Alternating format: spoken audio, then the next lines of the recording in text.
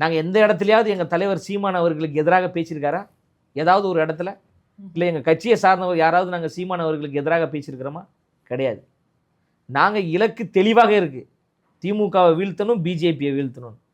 அவர் தான் ஒவ்வொரு முறையும் போரை மாற்றி மாற்றி அறிவிக்கிறாரு. திடீர்னு பார்த்தா சிங்கள பௌத்த பேரினவாத அரசுக்கு எதிரான போர் அப்படிம்பாரு, திடீர்னு பார்த்தா காங்கிரஸுக்கு எதிரான போர் அப்படிம்பாரு, அப்புறம் திடீர்னு பார்த்தா பிஜேபிக்கு எதிரான போர், அப்புறம் அதிமுகவுக்கு எதிரான போர் அப்படிம்பாரு, அப்புறம் மக்கள் நல கூட்டணி உருவாகி வருகின்ற பொழுது இது வந்து விஜயகாந்துக்கு எதிரான போர் அப்படிம்பாரு, ரஜினிகாந்த் கட்சி ஆரம்பிக்கலான்ற ஒரு முடிவில் இருக்கும்பொழுது இது ரஜினிக்கு எதிரான போர் அப்படின்னாரு.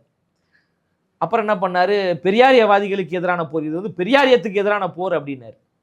கடைசியில் எங்க வந்திருக்காரு பாருங்க, விஜய்க்கு எதிரான போர், தாவேக்கு எதிரான போர்.